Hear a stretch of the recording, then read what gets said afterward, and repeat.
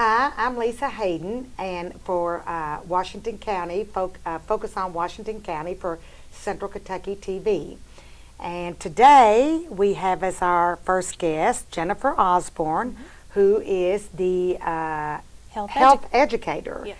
for the Washington and Marion County Health Department. Yes, that's correct. Welcome, Jennifer. Thank you. Thank you for having me. Well, I'm looking forward to hearing all the things that are going on at the health department. Oh, goodness. There's always something going on at the health department. We were just talking a little bit earlier about how things have changed a little bit.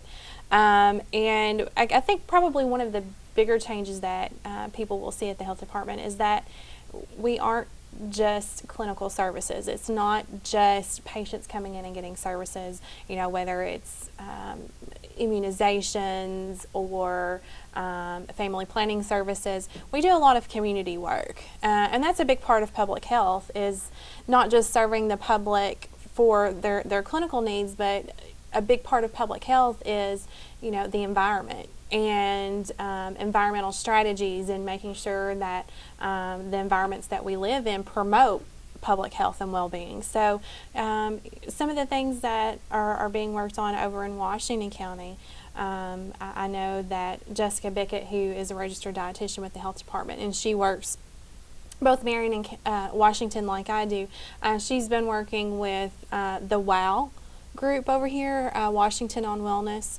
and some individuals with that group. They're kind of looking at some pedestrian planning. And what pedestrian planning is basically it looks at sidewalks and how walkable your community is, because we all know that the more physically active a community is, the healthier they're going to be. So that's one thing that a lot of people don't probably think that the health department does, or that we're involved in. So that's one small thing. Obviously, we do participate in the Washington on Wellness group, and have some strategies with that group as well. Well, because you have the Way Down every year. Mm-hmm. And biggest of course, winner, I think, biggest is what winner we, now. the biggest winner. winner. And we help with that. Yeah. To try to help people not just lose weight, but to be healthier overall. It's not just about dieting. We don't want people to diet. We want you to have a lifestyle change. Right. Because dieting it doesn't work, because once the diet's over, once you've decided, well, I'm done, with this diet, then we all know what happens. Yeah, exactly. So it's more of a lifestyle change that we want people to focus on. And then again, the physical activity portion of that, we want people to be more active. And of course, as a result of that, when people are more active and they have a healthier diet, then that is going to be better for the community and keep everybody well. But your programs at the health department, some of those, such as the diabetes program that you have classes, because I know that you educate people with diabetes on healthy lifestyles. Yes, we do. We actually have a diabetes support group. Michelle Coble is a certified diabetes educator, and she does come out every so often, and I apologize that I don't know what day of the week those support groups are, but they can call the health department to get the schedule for that support group. But she does come out and talks to people about, we all know diabetes isn't one of those things that you go and learn once. Things change, and it's something that people have to stay on top of. You're probably not going to get rid of diabetes, but there's a lot that you can do to control it and make sure that the complications are minimized from it. Right. Well, and of course, we have an epidemic of diabetes too, as a result of people's diets and lifestyles. Exactly. Type 2 diabetes most often is caused from people being inactive and overweight. And that we can prevent those things, and that's part of what we do in public health, is we want to prevent things from happening. Obviously, we're there to help when things aren't preventable, but a big push is for us to prevent those things, not just diabetes, but heart disease and so many things that are attributed to overweight and being physically inactive. So. Yeah. So some of so I know you also have, your standard programs that you've had for a long time, such as the WIC program, and then you, which is for expectant mothers and. The WIC program we still, take care of the WIC program. It's for women, infants, and children, and basically it is a supplemental nutrition program for women that are pregnant, postpartum, breastfeeding, and for infants and children up to the age of 5. And what the program does, and it is based on income guidelines, but what the program does is it helps to provide proper nutrition for those people so that they aren't at risk of being improperly nourished. And WIC has changed a little bit over the years. People will see that the foods that are offered are healthier. One of the most recent changes with the WIC program is the 1% milk. And some people kind of bucked that a little bit and didn't really like that you have to get 1% milk, but once a child is of a certain age, we want them drinking 1% milk instead of whole milk because we want to cut that fat. Right. The other things that are really good with the WIC program is that it does promote eating whole grains. So we're trying to get, people are supposed to get whole grain breads, they're allowed to get tortillas with the program, and then the addition of fresh fruits and vegetables is another big that's a really program. nice one. And I think you can even get things from like farmers market and stuff like that. Yes, during this time of the year when farmers markets are booming, we do vouchers. As long as there are people at the farmers market that accept WIC vouchers, we do vouchers for clients, and they can go to the farmers market and buy fresh fruits and vegetables, which is a great partnership. Great partnership. Yeah.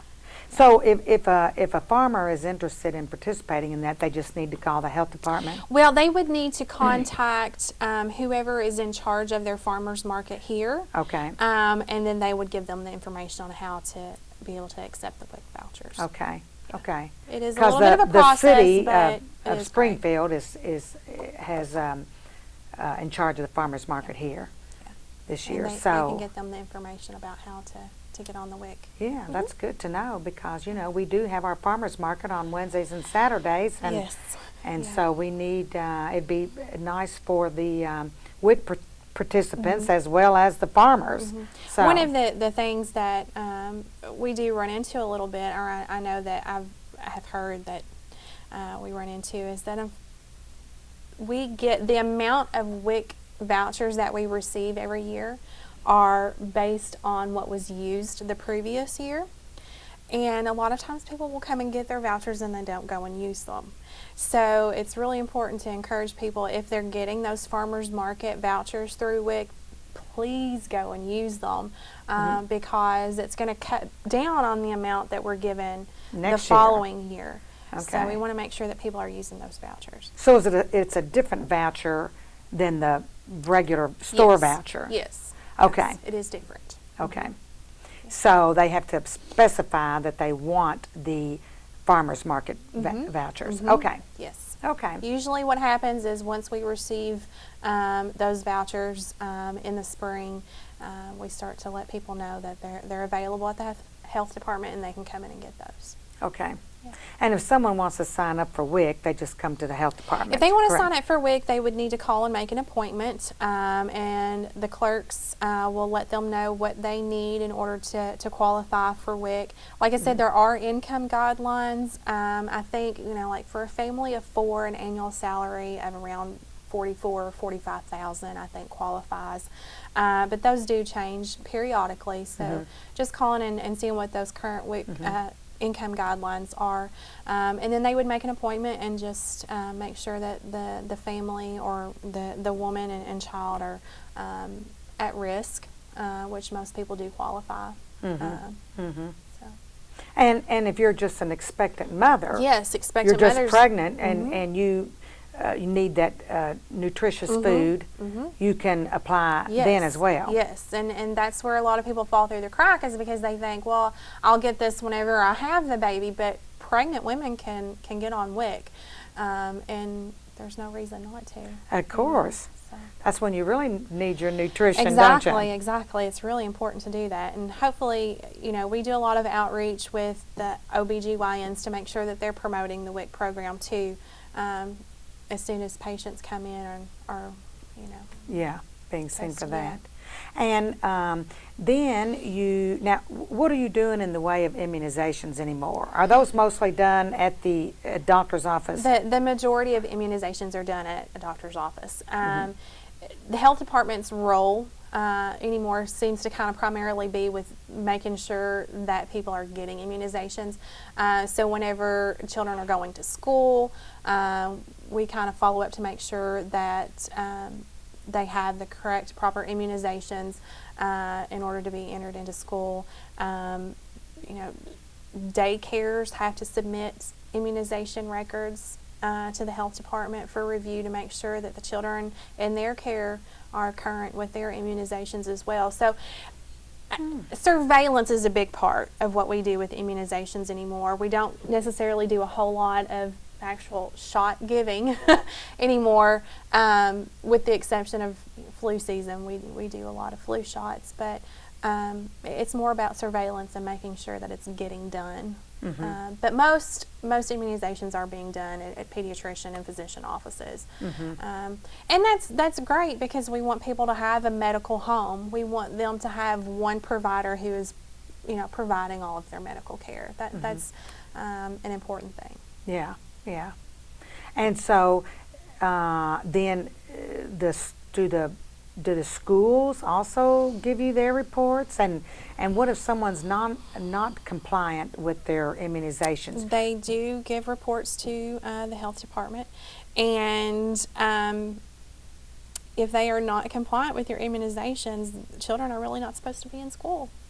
Do you all enforce that in some way? Or I'm not really sure how that works here in Washington County, simply because the school nurses in Marion County kind of are the ones that look at those immunization records, and the school nurses in Marion County are employed by the health department. Whereas over here in Washington County, the school nurse is not an employee of the health department. So I don't really know what that process is over here, as far as what happens when children are non-compliant with immunizations. I would assume that it would fall into the school nurse and probably family resource personnel probably kind of work hand in hand with health department to get that child compliant. And also, do you all have some other groups, I think, that meet at the health department? Is that maybe Parkinson's, or I don't know. I see sometimes there's some kind of classes smoking cessation is one I know. Are you still doing that? Smoking cessation is a class that sometimes we do offer. That's me. The thing with smoking cessation classes is it's so hard to rope those people in, and unless somebody is just really ready and willing to make that commitment, it's very difficult to get them in that class or to get them to stick with that class. I haven't offered a smoking cessation class in a while, because the past couple of times I've offered, I've not had enough people to sign up for it. It is kind of, the classes that we do offer are called Cooper-Clayton method to smoking cessation. It's a long program. It's 13 weeks. So it is a time commitment. Occasionally, whenever I do offer it, I will have enough people. I don't like to start it if I don't have 4 or 5 people, because it's a support group. Right. And usually what happens a couple weeks down the road through the program, if I've started with 5, I'm down to 1 or 2. because it is so tough. It is such a tough thing for people to quit.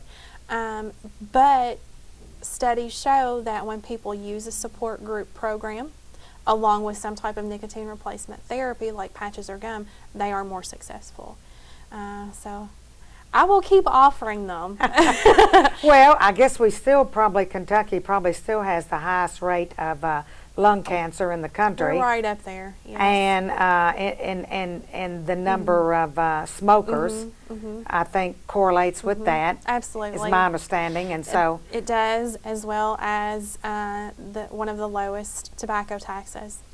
right, You know, right. there's a correlation there. You know, when you look at New York, and the people in New York are paying, you know, upwards of $15 for a pack of cigarettes because their tax rate's so high. But New York also has one of the lower lung cancer rates. You know, tell me there's not a link there. Right, right. I know the legislature has tried to increase that in the past, but have not been successful. Of course, we have been a tobacco state, but Yeah. on the other hand, everybody knows that, you know, It kills lung people. cancer and tobacco smoking, Yeah, it kills. go hand in hand. So But whenever I don't have a class scheduled, I always refer people to Kentucky's Quit Line, 1-800-QUIT-NOW. It's a great program, and they do provide cessation counseling over the phone, via text message and email. It's a great program, and whenever I don't have a class being offered, I do refer them to that. So. great.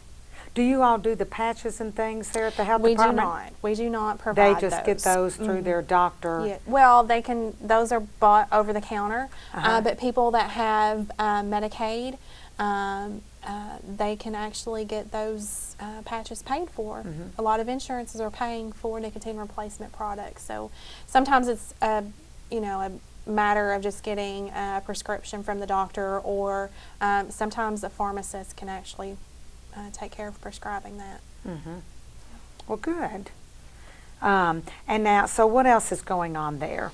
Oh goodness, we always, I think one program that gets overlooked a lot of times is our environmental program, where we have our environmentalist here locally is Kate Peak, who takes care of, making sure that restaurants are doing what they need to do, and takes care of, septic systems and all of that good stuff. And a lot of people don't think about that coming through the health department until you need it.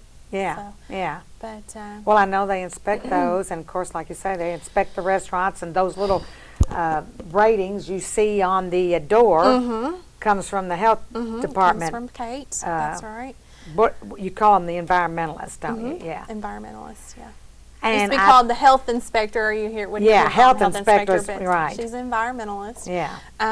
Also has to inspect, tattoo shops and check swimming pools and all that good stuff. Yeah. Yeah. Well, we don't have a swimming pool No, anymore. you don't to have check, a but- swimming pool, I don't think. Does the hotel have a swimming pool? Yes, Yes. yes. So check on that one. Right. Yeah.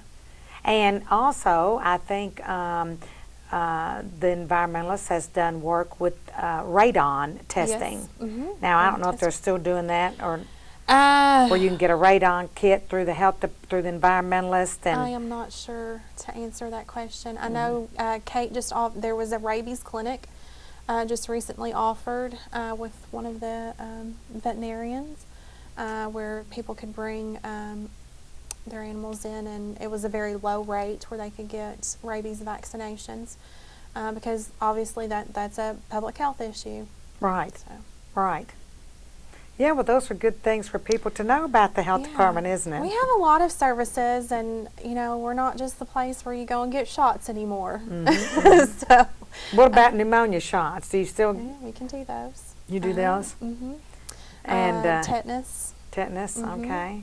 Tdap, I guess, tetanus, diphtheria, and pertussis. Yeah. And health department is always, I mentioned surveillance whenever it came to immunizations, but health department plays a big role in disease surveillance. So if there's an outbreak of a specific disease, the health department's involved in, finding out where did it come from and monitoring it to make sure that it's not spreading. You know, there was at one point not too long there was pertussis was a big thing a couple of years ago where we were having to monitor cases of pertussis just to make sure that it wasn't spreading. So Now, can you still have the family planning clinic there? we do have family planning. Those services have been cut dramatically over the past couple of years. As far as who we do see for those services, at this point it's for anyone who is uninsured, which obviously with the Affordable Care Act, the number of people who are uninsured has been cut dramatically, which is a great thing. Right. And then we also will see teenagers. The majority of who we see now are teenagers and those that are uninsured. But again, going back to And get an annual exam and things of that nature if you're uninsured and don't have a Yes. regular doctor? yes. Yeah. Okay. But again, it kind of goes back to wanting people to find that medical home and having the one physician or one healthcare provider that provides all of their services. That's a big push. So that's where we've seen a little bit of cut in family planning services, is we want them to find that medical home where they're getting all of their healthcare services in one place. And since we don't provide all healthcare services, we are doing a lot of referring out to other providers with family planning. But we do still do it. And I suppose in some just of on a those limited cases, basis. you all will pay if someone doesn't have insurance. If you outsource it to a doctor or something, you all will take care of that exam or... Well, that is what we do with breast and cervical cancer screening. If we have someone who comes in who needs help with getting breast and cervical cancer screening, then we will refer them out to a physician that's going to get them to the hospital to have a mammogram done, and then we kind of take care of making sure that those services are paid for.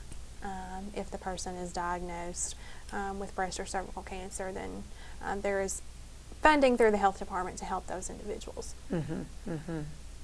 And through that, do you all also do something like a program that for people that have cancer, or to help them get to their treatment or anything like that? We do not. The only ones, again, that we really provide any kind of funding for is breast and cervical cancer, and that is mostly just to try to get them hooked up with the correct resources, whether it's getting them onto Medicaid and the Medicaid program. That's what we work towards. But any other types of cancer, I mean, obviously our nurses and our staff are very good about knowing what resources are available in the community, and we can kind of get them linked up with those resources. But as far as us providing that, we do not. Okay. Yeah. But so you're ultimately resource and referral. A lot. In those, yeah. A lot, yes. Yeah. Yeah. I think everybody else is too. Everybody else is We at just this don't know point. where the buck stops at sometimes, because all right. everybody can do resource and referral, but we actually need people to provide To the provide service. the service, that's that way. right. That is Yeah. correct. And that And comes in down this- to funding. Exactly. Yeah. And funding is certainly an issue with health departments and public services throughout the state, in my opinion, Absolutely. and throughout the country, I'm sure. Yeah. So that's another issue we could talk about. We could. Yeah. And I do want to ask too about your program that people where you go into the home and work with. I don't know if they have to be Parents. teenagers or. You're talking about the HANDS program. The HANDS program. Yes, HANDS program is Health Access Nurturing Development Services. Yeah. I forget the acronym sometimes, but it is a home visitation program for new parents, anyone with a new baby, and they can join into the program when they're pregnant. And basically what it does is it's meant to be a positive program. And our home visitors, they go out with these parents. They don't have to be young parents. They could be, it doesn't matter what age they are, because everybody kind of needs that extra set of hands. And the visitors will go out, depending upon, they kind of develop the schedule with the parents, you know, how much they think they need to go out or how little they think they need to go out. But they will go to the homes, and basically they help the parents, you know, with knowing how to keep children safe, help them with making sure that children are developing properly. They teach them games to do with the kids. They teach them, you know, about how important reading is at an early age, reading to children. But they're there to kind of be that positive influence, and to not point out things that may not be done correctly, but to focus on the things that are being done well, and to kind of boost self-esteem in those first-time parents, or not just first-time parents, but parents with a new baby, because, you know, a lot of times they might think, well, I'm not doing this right, or, you know, and we don't want people to think that our visitors are coming in to say, well, you're not doing this right, or, you know, you need to do this differently. It's about building them up and promoting positive things. It's a wonderful program. Helping them build their self-confidence. Exactly. And knowing how to care for their child, and nurturing their child, so that, you know, it's a positive environment for both of them. Exactly. And the children will stay in the program until they're 2. As long as, you know, the parents are agreeable to come, you know. It's just a great program, and the visitors, the home visitors that we have, they are super. They are top notch, and they do such a wonderful job with these parents and kids, and it's just it's a positive program. Yeah. And it has grown a lot. It used to be that it was only for first-time parents, but it's actually multi-gravida now, and it can be for any parent. You could have had, you know, these parents could have had, you know, there could be lots 4 or of other 5 children. Yeah, and now, you know, they just kind of maybe need a little refresher and a little bit of support. Well, of course. You I know? mean, you know, things change with taking care of children. And, you know, these young parents now, I wouldn't, some of the things we did as parents, they're not doing. They're doing differently. Yeah. So, I mean, hey, I learn all the time, too. Yeah. And I suppose that you all can help them get, I think you might even give some incentives or some rewards or something like that. There are incentives and rewards along the way, and it's just a good program for people to be in. And like I said, it's about nurturing that family and building a good environment for that child. Well, that's fabulous. Now, if anyone wants to participate in these programs or get more information, then they could call you, or they can contact the health department. The ladies at the health department know about all of these services and can hook them up with the right person. That phone number is 859-336-3989. 336-3989 in Washington County. Yeah, investigate and find out what's available. Yeah. And as you said, if you're not available, you're the health educator, but if you're not available, then anyone there can give them that information. And get them an appointment to come in, or okay. Absolutely. Well, I want to thank you for. I know there are more things that are probably available, and so you just have to come back again and tell us. I will gladly do it. Okay. Yes, Thanks for being on here, Jessica. Thank you for having me.